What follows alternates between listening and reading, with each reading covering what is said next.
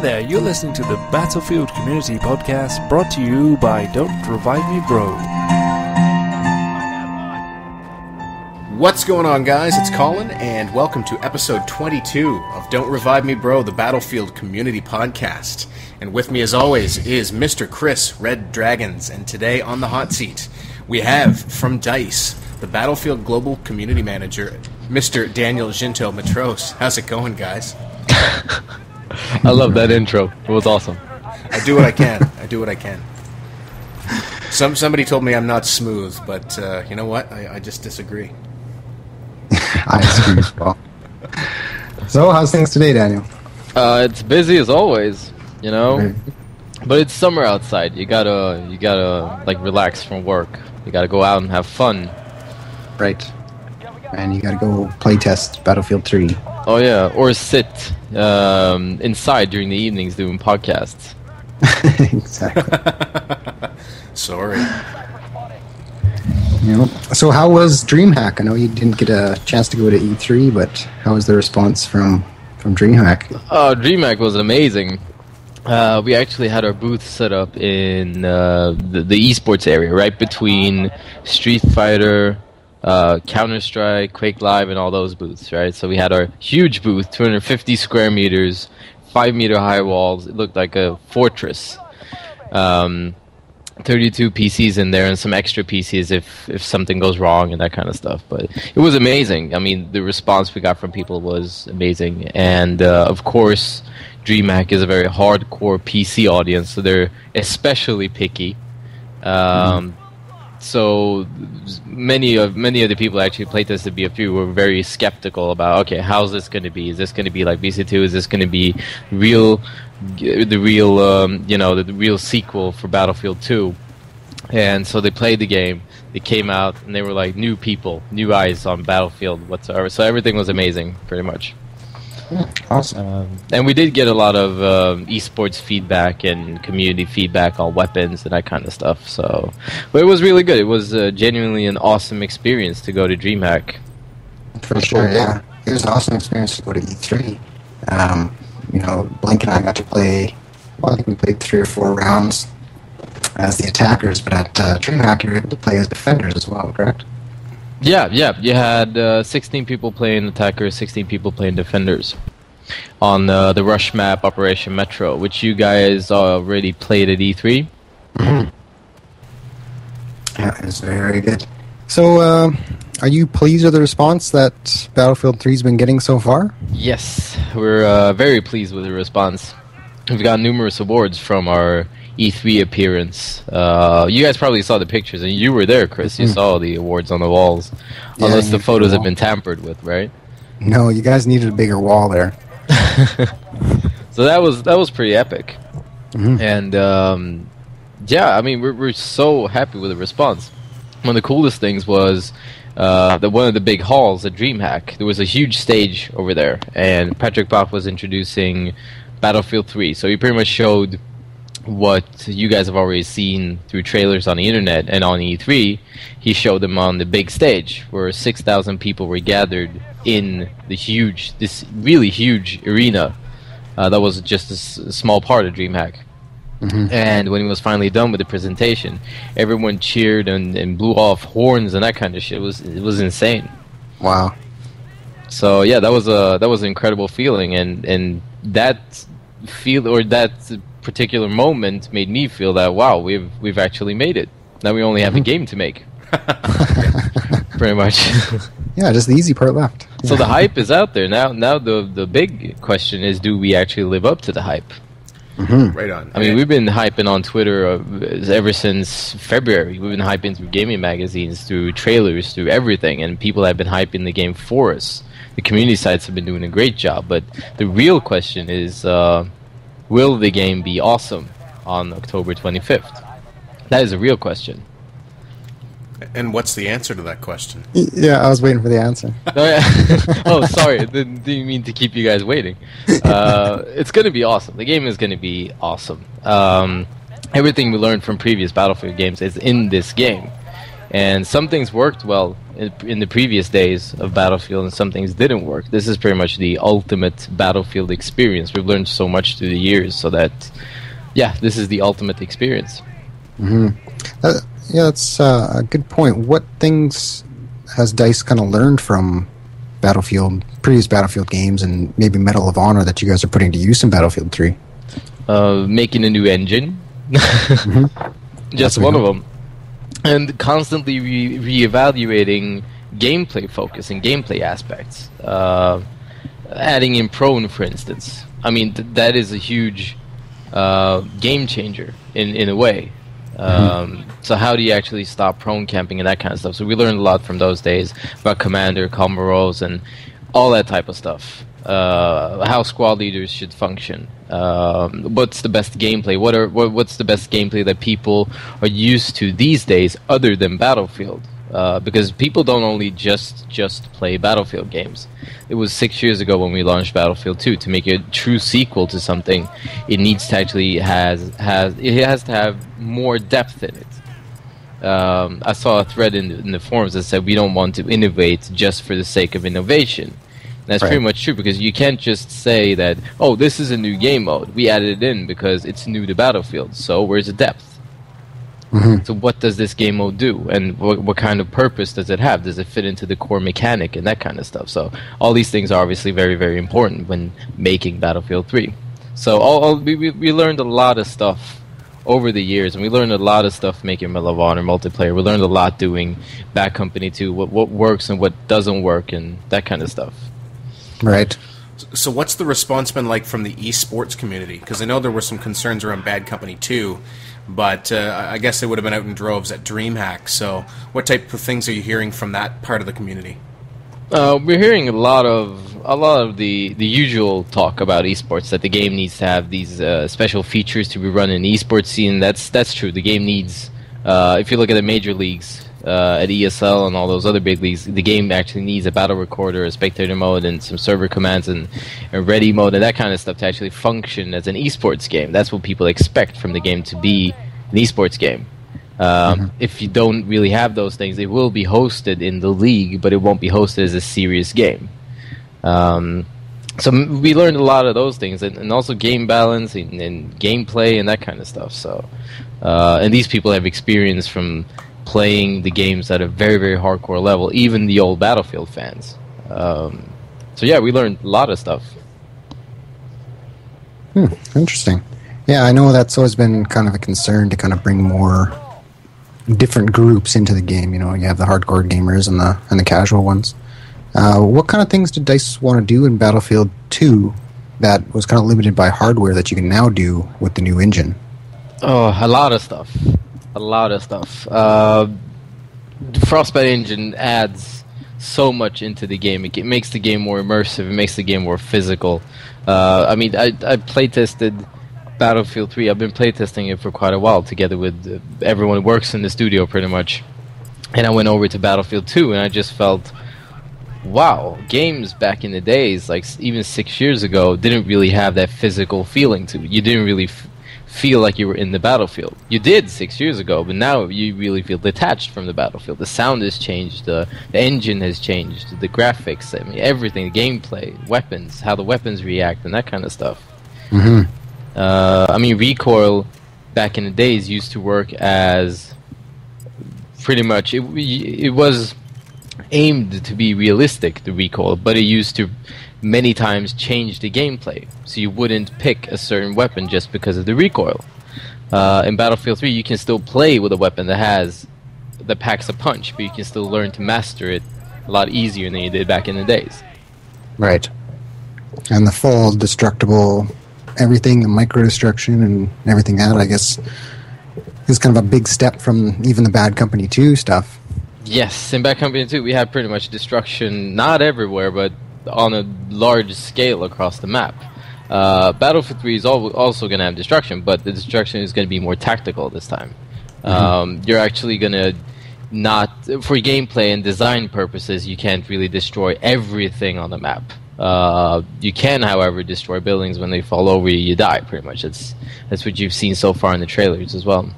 Yeah, that's something Don't Blink and I tried to do. We were trying to bring down one of those 4 or 5 story buildings in Operation Metro, but as I can't remember who we were talking to, if it was Lars or not, but he said if you brought down the building, it would kind of change the entire map. So there's a reason why they couldn't do that. So yeah, and it's. I mean, there is no real limits as to what you can destroy. I mean, engine-wise, you can destroy pretty much everything. That's why destruction is in there. But in order to make the gameplay perfect, in order to make it, tactical and perfect, and to fit the style of play and the core mechanic of Battlefield, you really need to have a gameplay that drives you forward.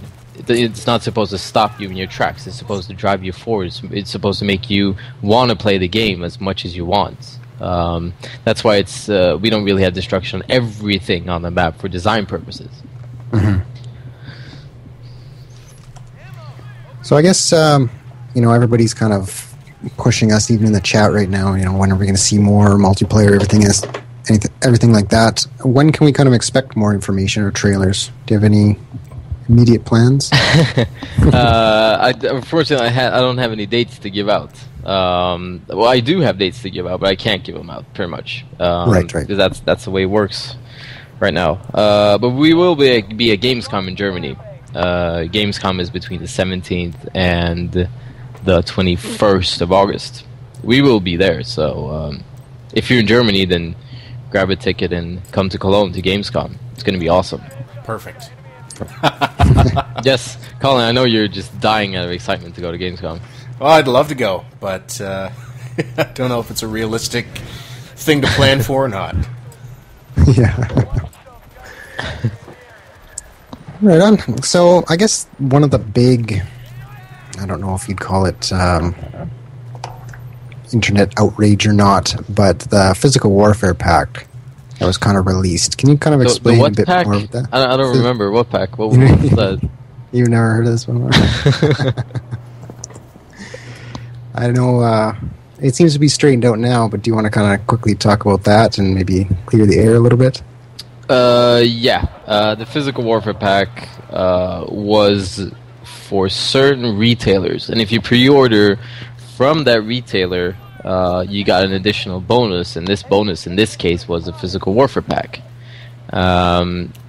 So what can be said about the Physical Warfare pack is that although Battlefield is a competitive multiplayer game, Battlefield is based around the multiplayer. We add in single player just to make it a better deal, and plus we just like making single player these days. We have such huge potential when it comes to storyline and co-op and that kind of stuff.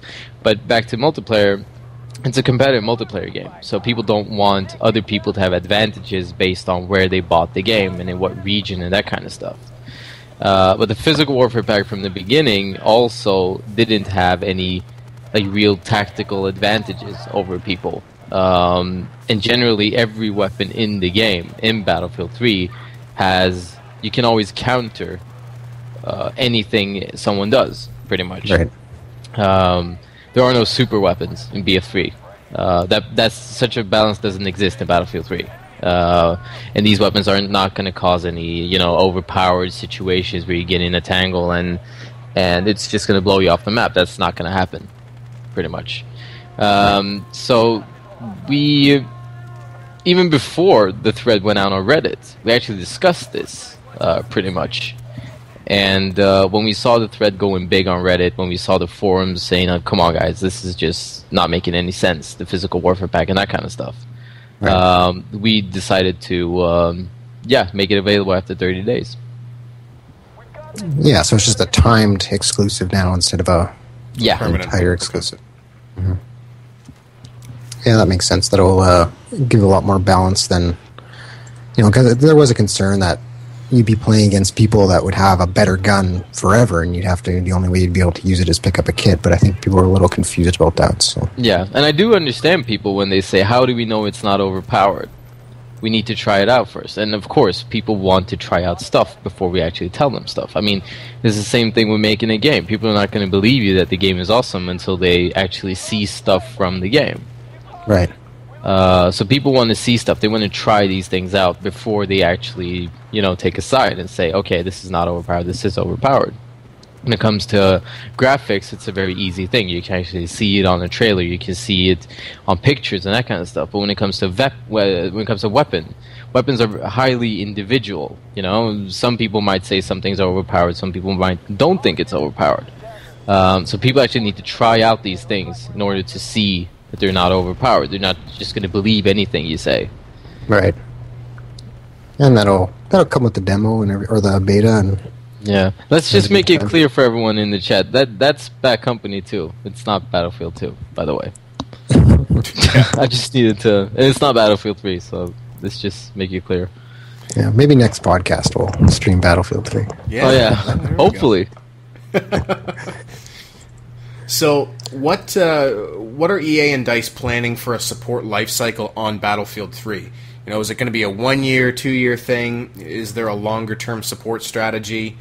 You know, game developers now seem to crank out, or publishers seem to crank out a new title every year. But is the intent for Battlefield 3 to be the game for longer than a year? Yes, we are going to support Battlefield 3 as much as we can, pretty much.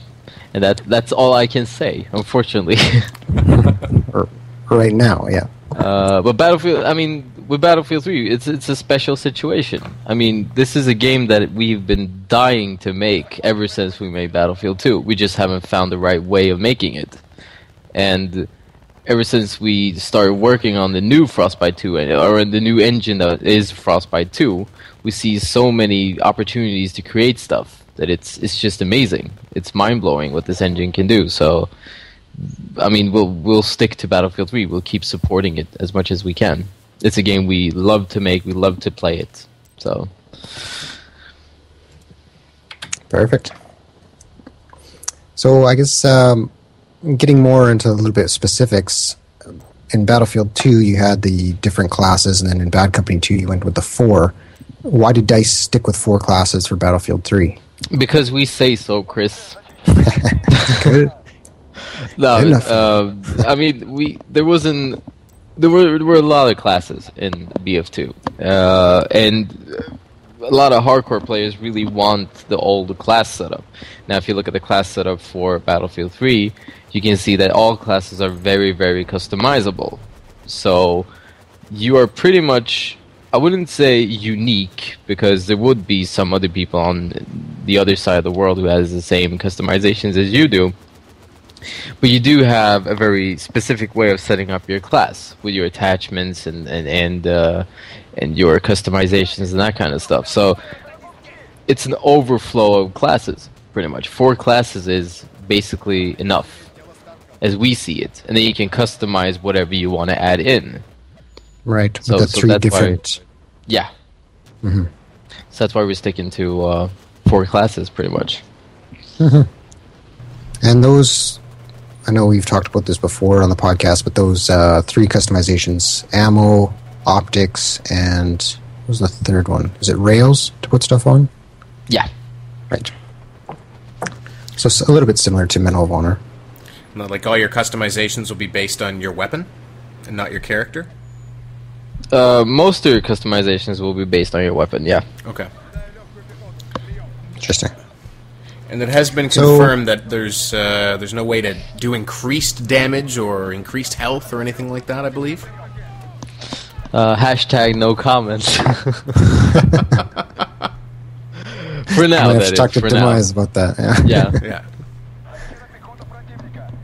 So I know in the demo, beta, whatever, pre-alpha we played at E3, and the one that was shown at DreamHack, the sniper rifles that were used had a bit of scope sway in them. Yes. Is that to specifically counter something, or is that a new realistic aspect that you're trying to put in? I wouldn't say too realistic. I would say it's to stop overusing snipers, pretty much. Right. A lot of the comments on BC2 is the Wookiee problem, pretty much. Right. And we're countering that problem by adding the scope sway for the snipers, and if you lie in some place with the sniper for too long, the reflection of your optical lens will show. So you can actually see where the sniper is. Oh, okay. You can see it physically, like, drawn out in the world, but you can see the reflection on the scope, and then you know, okay, that's where I'm supposed to shoot. So yeah, it's pretty much to balance the gameplay out. Right, and kind of stop the whole camping situation. I know a lot of people are worried about prone with bipods and Yes. surge suppressors and everything else, and Yeah, I've been trying to... I mean, people are in the right mind to be worried about it too. I mean, prone means that you're lying down. I mean, you're lying down somewhere in a tight spot or whatever. That means that you're camping, pretty much. Right. And to counter that camping experience that people sometimes have, or even me have, you need to give some incentives to people to move. And when you know that your reflection on the scope will show, you will be on the move. You won't lie down in some place forever because you know you will always get picked out. Mm-hmm. And I know so far, obviously this can change at any moment. So far we haven't seen a ghillie suit in the game, so I guess we'll see what happens in the final product. Yeah, pretty much. Might be no more Wookiee jokes. Oh, I love those Wookiee jokes, though. I know. That's why I was so upset about prone coming into the game, was because right now the only way you can tell the difference between a live Wookiee and a dead Wookiee is that the dead one lies down. And now, how am I going to tell? And that's why we're going out to all these big trade shows. That's why we're actually showing the game. We're giving the public a chance to play the game and say, look, so what do you think about this game? Like we did at E3, or even most definitely what we did at DreamHack, where we're going to do a Gamescom and some community events coming forward. I mean, that's what we're looking for. We're looking for people who don't like the game, pretty much. Who can tell us, what didn't you like? You actually played the game. You didn't just hang around in a forum not having played the game. Yep. Right. And so I guess the camping Wookiees is something that you're trying to... is a mechanic of the game that you're trying to deal with. And people sitting back and sniping, ignoring the objective. I think that's something that we all kind of struggle with who play the Bad Company 2. Is quick scoping something that you're going to try and cancel off as a game mechanic as well, or balance in some way? I mean, quick scoping, I mean, as you saw in the trailer, scoping isn't really 1 millisecond thing in BF3, as you saw in the different trailers. When you scope, you actually have to scope. You have to stabilize your crosshair and that kind of stuff. Okay. What is also there in the quick scoping thing is that as a sniper, you have sniper the scope sway, which adds to it. Right. So there are different things that are limiting the quick scoping thing. That are limiting stuff that can be overpowered or be overused for one person's benefit. It's supposed to be fun to play the game. Yeah. Right on. Yeah, and that might, why we're easing people's concerns over Wookiees. A lot of people are talking about dolphin diving and drop shotting and stuff like that, and that's not in Battlefield 3. Like that's well, you played the game at E3. How was it? I was a little worried, like Colin, I was a little worried, but we specifically tried to drop shot and everything else, and there's a motion. It seems very balanced to me. You can get killed while going into prone. Let's just ship it. Ship it. Done. Do it. I'd buy it. So, well, that's good. Maybe we'll see less Wookiees and less quick scopers, but that might upset some people in the chat. Yes. So I know you can't talk about this. I've tried to get it out of you a couple times, but when can we kind of expect to hear about hardware specs? A little bit before the beta, maybe? Before we actually go into hardware specs, the game needs to reach a certain level of dev process, pretty much. Right. We need to be very, very sure that, okay, this is the set spec. Because if we start giving out system specs right now, or maybe even at E3 or 2 weeks after E3, what we don't want is that people rush to hardware stores to get the latest and greatest graphics card and, build rigs for thousands and thousands of dollars, and then we come out with another message saying, okay, guys, you didn't really need all that, you needed this instead, which would save them $1,000. So, I mean, there are a lot of things that need to be taken into account. now I'm trying to sound like a hippie caring for people's money, but it's true. I mean, you can't really say a thing and then pull it back and then say another thing that doesn't benefit people, you know? Right. So we will give out system specs when we are very, very sure that, okay, this is really it. This is what we're going to do. These are the hardware specs. This is definitely what you need. We're not going to change it. The game is still in a very deep development process. We're a few months away from launch. So I can't really say for sure what hardware specs you need. Right. Yeah, and that's something... is it still considered pre-alpha, or are we in alpha now? We were in pre-alpha. We're in alpha now. Alpha, yeah. So things change on a daily basis. And, Yes. you know, like you say, all of a sudden you're finding out you need a huge graphics card, and then turns out you don't. Yeah, you could have bought your mom a present instead. Or something like that. Or a dad. Or whatever. Well, that's what I do with my extra money. Oh, yeah. You're a very nice person, Chris.